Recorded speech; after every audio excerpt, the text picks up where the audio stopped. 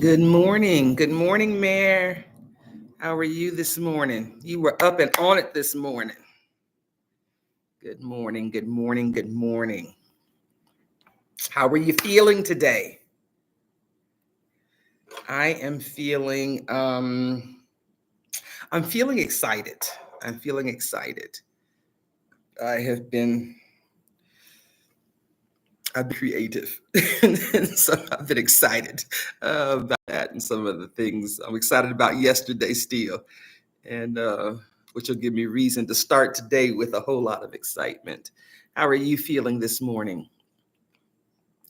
All right, I said I'm going to keep myself on a better time schedule today so that I don't just be rambling over our time because I said to myself I'd do about 20 minutes each morning, no more than 30. And that leaves a good chunk of time to be able to do the work, do the work, do the work, do the work. This morning, I was deciding yesterday what I would talk about this morning. And yesterday was a whole rabbit trail. And that is my life on so many days. And I like it. I like it. That is my most favorite way of operating, where one thing leads to another, which leads to another. And I've been doing a lot of writing and saying, okay, let's finish up some projects. Let's get the things moved out so we can have space to put some more things into your life. And that's where yesterday spiraled. I chuckle sometimes because there's some parts of life, there's a lot of parts of life, like most of it, that I just don't ask for permission. Like if there's some rules or protocol, and some years ago I wrote a play and someone says, oh, you're a playwright. I was like, I guess technically I never knew I could write a play, but I just did. So I guess I am. And Mayor's feeling loved, moved, and grateful this morning, giving self space to do the work. That's, prioritizing life. And so I do a lot of writing. Writing is my therapy, maybe. It's one of my pastimes, and it's a hobby. I write about stuff because I be thinking about stuff, and I put it on paper because sometimes I might want to share that stuff. But if I don't capture it, it's gone. I can say something to you and somebody say that again, and I'll be like, it's gone. It's gone. It was there for the moment. Get it, don't get it, it's gone. And as I was writing a piece, it started out as a white paper. Let me just be honest. It started out as a white paper. It was going to be very philosophical, very thoughtful. And it got too hard to stay in that mode because it got too far away. It was too many words clouding what I really meant, what I really wanted to say. And by the time I got about midway through editing and moving things around, good morning, Kimberly, it really was a manifesto. I thought, you want a soapbox. It's true. It's information that's important. It's information that I do want to share. But it really felt like a manifesto. It felt like me saying, this is what I'm about. This is what this work is about. And I finished it and I felt really good about it. I said what I meant. I think I put it in words. I did it in the most loving tone and voice that I could. It felt honest, but it didn't feel finished. And some of the things I've been doing is I've been dabbling in poetry, like poems. I write stories. I don't particularly write poems, and I don't know what the difference is, because if I put it in a story and call it a poem, who's going to question that? And so it ended up really gathering together some of the pieces that I've been writing that really helped to create really a verbal picture of what this work is about, what the tools are, and really my mission. And so I thought this morning, I would share. I'm not going to share all the poems. They'll be in a book soon. I'm doing the editing part takes me forever sometimes. That's why I got so many things I need to finish, because I do the part that I enjoy, and then it's like you got to edit it. Oh boy, it'd be 2 weeks trying to get it edited sometimes, or a video, and I'll say, there's a video, the information's there. If I got to edit it, it'll never get out. And so I just started putting stuff out like that. If I gotta wait, if I've gotta, what's stopping me? Insecurities. It's not gonna be pretty. It's not gonna be polished. And so my podcast, if any of you have captured it, it's called the Raggedy Podcast Production, because I'm not gonna do all that. With print stuff, I try to make it nice. I try to check my spelling and lay it out and that kind of thing. So I thought I'd share that with you. I was looking today, we're on day 21. Woo woo, y'all. Woo woo. We've been here. That's 3 weeks. They say 21 days, and you start developing new habits, new patterns. It starts reinforcing those patterns. So we're at that point. Congratulate yourselves. I'm committing to myself. I've been consistent with committing to myself, or I've been doing my best with making a commitment to myself and my healing. And so I thought this morning I would share that manifesto with you. One, it may give you greater insight into the work that I do, but it may also help make sense why I do things like this 30-day challenge. Get y'all up, get me up in the morning, put some presentable clothes on to be on video. Why do I do that? Why is that important to me? And so this morning, I'm going to take the time that we've allotted and share. I don't think it's going to be 15 minutes. It's probably about 10. But I thought I'd share that with you. I hope it will inspire and encourage you. I hope it will. What do I hope? What do I hope? What's my intention? Why would I read this to you? I hope it shakes you. I hope it, where somebody nudging up against you, they poking you to enliven you, not because they're trying to irritate you, but sometimes poking you is the irritant. I want it to challenge you in your own life. This is my passion.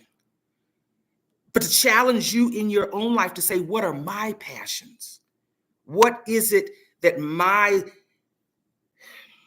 what would make my life more meaningful? No, let me just be real. If somebody told me that my life was going to have a finite period of time and they gave me some dates and they said 12 months from now, whatever you going to do got to be done. Whatever contribution to humanity you going to make, it's got to be done. What if that were the case? What are the things that you would then wake up tomorrow and say, you know what? Some of this stuff ain't really worth my energy and oxygen. There's some things I need to get done that's within me. There's some things within me that I want to get out and to leave for humanity. I hope this irritates that space within you to do that thinking. Because there's two realities. We talk about facts in this process. One of the realities is we all walking around thinking that we got forever, and none of us knows that we do. We don't know how much time we have. We don't know if we already on the last leg or if we've got 50 more years. The other reality is, does it matter? We have today. We have today. And what are those things that are passionate within you that should have an urgency in your life? Not an urgency because of guilt or panic in that regard, but a passion that draws you into the day, that says, I get up in the morning because I'm excited about something that's getting ready to go down. And if I get to today, I got some things in me that I'm going to do or be. So I hope it irritates that space in your life to prompt that thought, to prompt that thinking within you. Ponder is a thing that is underrated. Ponder that idea within you. That thing that would make life so rewarding that you would do it by any means necessary. So this piece is called We Were Built for This. How Social Tech Helps Us Survive the Paradigm Shift. A manifesto by Lorana Hughes. We're living inside the shift. Let's tell the truth. The systems we were told to trust are breaking. The values we were taught to live by are showing their rot. The rules that define success, safety, and civilization were never designed to serve our wholeness. And now their failure is undeniable. This isn't just a crisis, this is a paradigm shift. And if you've been feeling disoriented, heavy, unmoored, good, that means you're awake. That means you're paying attention. We're not just watching the old world unravel, we're being asked to decide what we're going to do while it does. That's what this manifesto is about, because we were built for this. Not just to survive the unraveling, but to learn, but to lead in what comes next. What is a paradigm and why is it collapsing? A paradigm is more than an idea. It's the entire operating system we live inside. Futurist Joel Barker said it well. A paradigm is a set of rules, written and unwritten, that defines boundaries and tells you how to succeed within them. But here's how I say it. A paradigm is the sum of our collective values, beliefs, expectations, agreements, fears, and habits, all woven together to shape the world we call normal. It tells us who gets to lead, who gets protected, what success looks like, what truth is allowed, and what kind of life is possible for people like us. We are taught these paradigms as children. We absorb them in churches, classrooms, and family dinners. We obey them without even realizing we're performing someone else's idea of rightness. But here's the thing. When the values inside a paradigm become unsustainable, the paradigm breaks. And folks, it is breaking. Look around. Politicians fumble and spin. Corporations exploit and call it progress. Mental health collapses while we numb ourselves just to keep going. Our spirits are starving even when our calendars are full. This is not a glitch. This is a spiritual malfunction of a dying system. And social tech, it's the new operating system we need. It's designed for collapse and it's ready for reconstruction. So what is social tech? Social tech is a value-based, healing-first survival system. It's a preparedness model for those who saw the storm coming.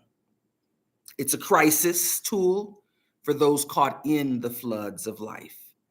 And it's a reconstruction blueprint for those ready to rebuild something worthy. It isn't an app. It's not a spreadsheet. It's a whole system, a way of living, of organizing, of leading and loving that doesn't collapse when the old world does. Social tech teaches us to break contracts with harm, to reclaim our true values, to build lives and communities that actually reflect what we believe in. It's not here to tweak the status quo. It's here to replace it with clarity, integrity, and care at the center. The people who shift paradigms, 3 sacred roles. Any true paradigm shift runs on 3 types of people. Each one is sacred. Each one is essential. Paradigm shifters, the re-pioneers, prototype builders, system disruptors, covenant creators. Paradigm shifters don't wait for collapse. They prepare for it. They are the ones who step out of line, ask the questions no one wants to answer, and start building new blueprints from scratch. They don't need permission. They need space. They're spiritually allergic to pretending. These are the people who don't fit the mold because they were never meant to. They are here to build what comes after. Pioneers, scalers, implementers, culture shapers. Pioneers take the prototypes and make them move. They help test and adapt the system in real time, bringing order, clarity, and relational structure to visionary ideas. They host the trainings, they coordinate the efforts, they start the healing groups, they build the partnerships. They don't just believe in the shift, they live it loudly, daily, relationally. And the settlers, stabilizers, culture keepers, legacy builders. Settlers arrive once the dust begins to settle. They don't disrupt or scale, they normalize. They turn the shift into a sustainable rhythm.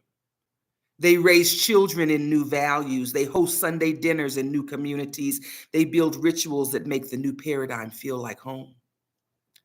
If the shifters are the spark and the pioneers are the engine, settlers are the hearth. Why healing is the only way forward. Let me say this with all the fire and love I've got.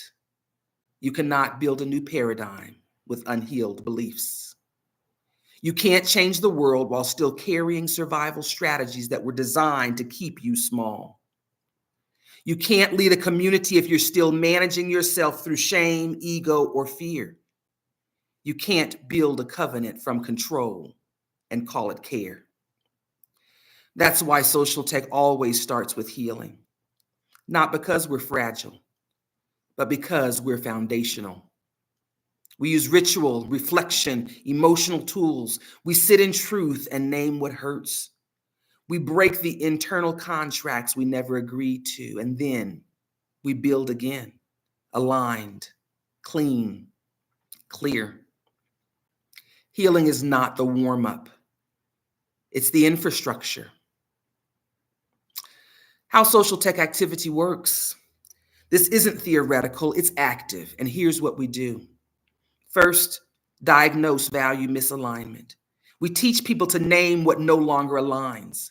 Most conflict isn't about preference, it's about paradigm. Social tech gets us clear. What do you believe? What do you really value? And where are you betraying that? Second, we break internal contracts with harm.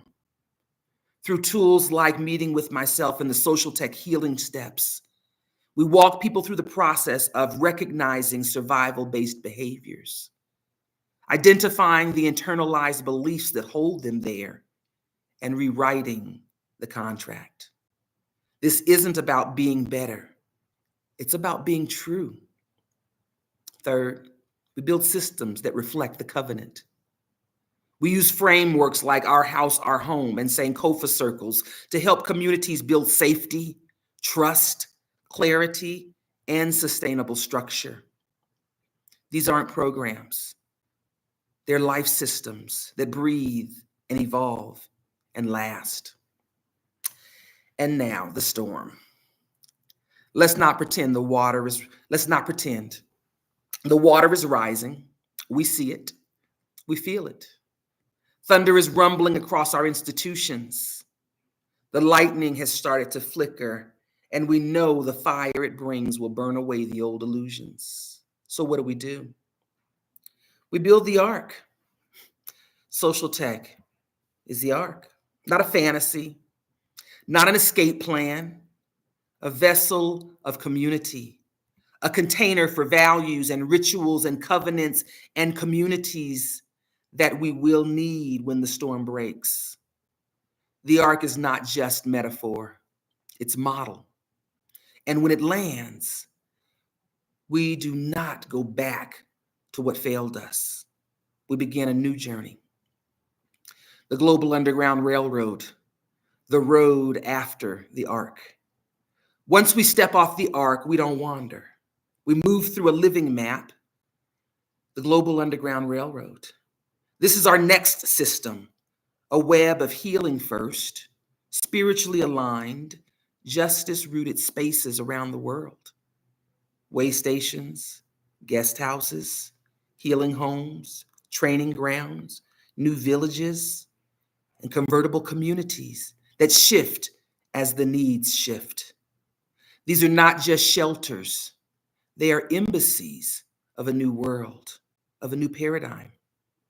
This is the ark. That's the road. And you're being invited aboard.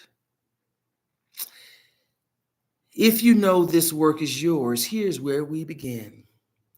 There's a place for you in this shift. Find yours. For paradigm shifters, the re-pioneers, come build with us in Cuenca, Ecuador. We're creating a living, breathing prototype of our house, our home model, where your vision can root and your blueprint can be tested in real time. The work that you are called to do. For pioneers, join the Global Underground Railroad. Enroll in our modular social tech leadership training. You'll learn how to facilitate Sankofa circles, or design sustainable systems, or hold emotional spaces. and build with others committed to wholeness. And settlers, just start. Read the book, come on a retreat. Start slow, but start honest. You don't need to move fast to be a part of the shift. You just need to show up real. We're the ones who build while it falls. If you've listened this far, you already know. You felt it in your bones. This shift isn't out there, it's in you. You are one of the ones. You've seen too much to go back. You've healed too deeply to pretend anymore. The world was never meant to hold your fullness, the old paradigm. But what comes next requires it, your fullness. And yes, this road is hard. It demands truth, not performance. It asks us to be brave when we'd rather be busy, to be present when we'd rather escape. But we don't walk it alone. We walk it together, across time zones, across borders, across bloodlines.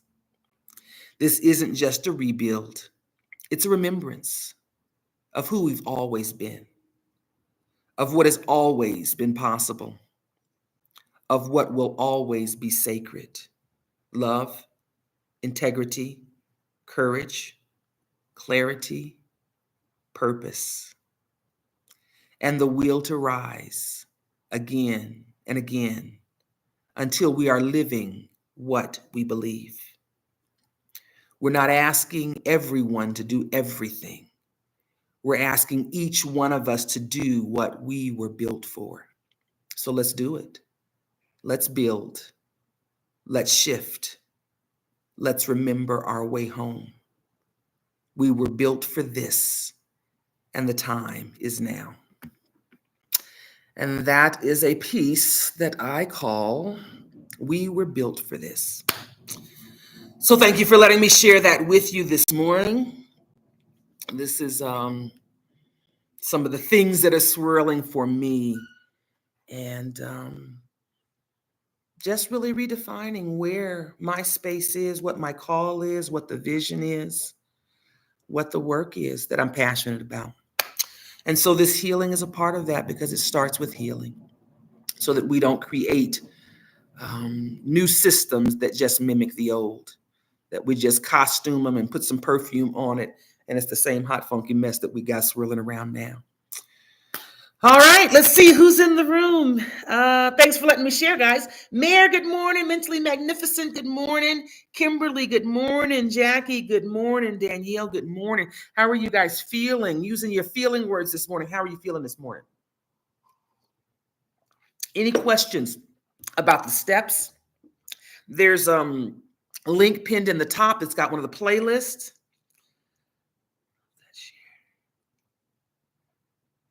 Oh, I'm glad you loved it. Mentally Magnificent.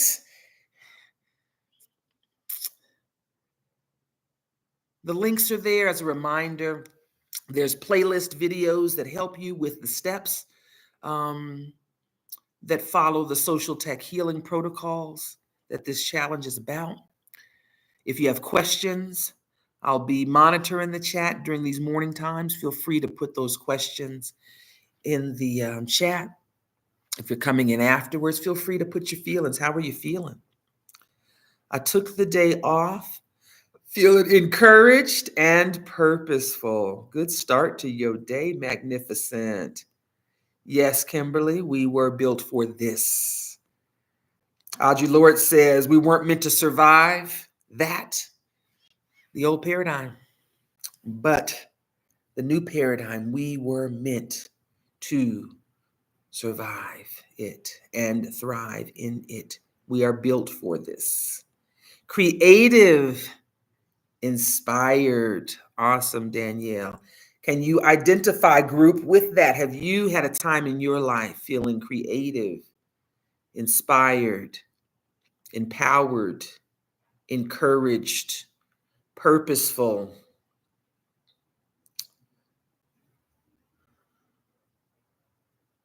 Any other sharing this morning? Thank you all for coming and holding this space as we journey to healing together. Um, your time and just the energy to not only receive support, but to give as well. It's that healthy give and take of community. Take what you need, but don't forget the giving part so that others can take what they need too. So thank you for joining us. Tomorrow is Tuesday. If any of you have 5B's celebrations that you want to celebrate with us, if you put in a video, you can send that to me, or a link. If you want to do it in text form, send it to me. Loving the new paradigm and the roles, yes. So if you want to share in that, we want to share in that joy with you, the joy of your journey. Send that to me, get it to me, send it by email. If it's something that's on a link, you can put it in the chat tomorrow. I think I know how to do that. I can click and then show that video. Make it easy for me, though. Make it easy for me. Don't do nothing complicated and fancy. Your video can be fancy, but getting me the information, don't make it fancy. I promise you. Give me the best chance for success with sharing your journey and joy. So if anyone has their 5B sharings, get those to me, and we'd like to honor that tomorrow, and celebrate with you. We want to get in on the joy too, the joy of going through the process and getting that value out on the other side. See what kind of value you're getting. I think I put the calendar out. We've got, I think, maybe one more Saturday in our 30-day cycle. So I've scheduled on my calendar to do another group exhale on Saturdays. That's a time for us to get together and be able to talk live, because I don't know how to do it in YouTube. That's why. I don't know how to do it, and not to occupy the space that we've committed for this purpose. And so that's a time for us to just chit chat. If you want to chit chat about what's going on with you, or what this is evoking, what I done irritated in your spirit and churned up for you, it's time to do that. It's also time for you to be able to share, because this is about healing together, and your experiences may be able to help others in their journey as well. Nothing wasted. No. Healing allows you to get some value, even out of stuff that has been very expensive and painful in your life. And I'm about getting my value out of life. I don't know about y'all. I like getting my money's worth. I like getting an abundance for my money's worth. So I don't want any of my life experiences to be wasted, especially those that were painfully expensive. I want to get something out of it, some return on that investment that I had already spent into carrying those boulders of life around. So nothing's wasted with healing. When you commit to a lifestyle of healing and of purpose, every bit of it can be used, every bit of it.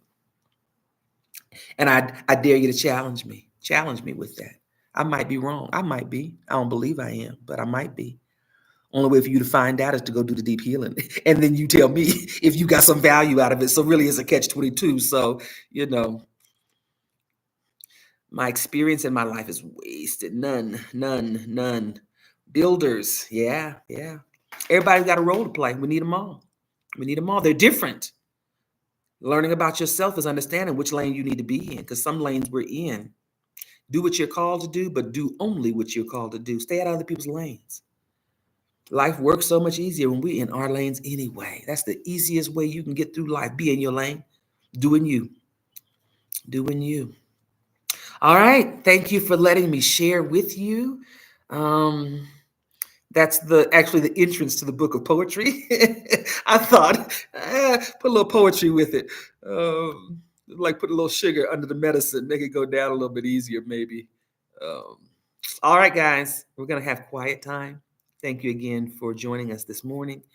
And same place, same time tomorrow. Can a person's role change? Yeah, and you can play different roles in different areas of your life. I'm a settler when it comes to technology. My phone will die and tear up, and I still be trying to tape it together. I can still hear you. Because I don't want to change. I'm very much a settler. I'm a very slow. I will wait till the whole system falls down before I jump ship on some areas of my life. But a lot of areas of my life, I'm a shifter. So understanding that about yourself, knowing where you are. There's certain areas that I am an early adapter. There's some areas I'm the instigator of the things to be adapted. Some of this work I felt it because some of this work that I'm doing even now, some of the things I'm talking about were things I was talking about 20 some years ago. I remember I was in a conversation with really intelligent people, people that were, really knowledgeable in their industries. And I said, one of the threats is going to be dollar collapse. That'll never happen. That'll never happen. And I was like, all right, cool. I'm predicting it's anticipatory. Maybe it will. Keep living. Like the old folks say, keep living. And so I know that in some of those areas I was a shifter. And then it's like, well, how did you know? And it's like, well, shifters start thinking about these things earlier. So in some areas of my life, looking at and anticipating social collapse is one of my specialties. What will it look like? When will it happen? What are the indicators? And then how do we survive it? So God uses everything. I believe I'm currently a settler, but I can identify others as a role. Settlers help create the culture. They help maintain the balance in community. It's just, what balance are they maintaining? If you're maintaining the old paradigm, think about letting that go because it's dying. But those are important roles that each of us can play, and learning about ourselves is part of knowing where we are supposed to be. So, yep. If you're interested on information about paradigms, one of the best models is Joe Barker's book called Paradigms. It's an old business book back in the 90s, 80s and 90s. It's a business book that I think has the best explanation for what paradigms look like and how paradigms shift. And it transfers to be the best tool for understanding social paradigm shifts. So Joe Barker, Paradigms is literally the name of the book. And if paradigms is of interest to you, or how paradigms operate, that is definitely high on my recommendation. I have not one, but 2 copies on my shelf. So in case I loan it out to somebody, I don't be in a pinch and not have my books with me. So, all right, that's it. And I'm going to go on quiet time so that we can do the work of healing. See you guys in the morning. I'll be in the chat. If you got comments, put your feelings in there. Don't forget your 5 Bs. If you have them for tomorrow, bring those so we can celebrate with you. You guys have a great day.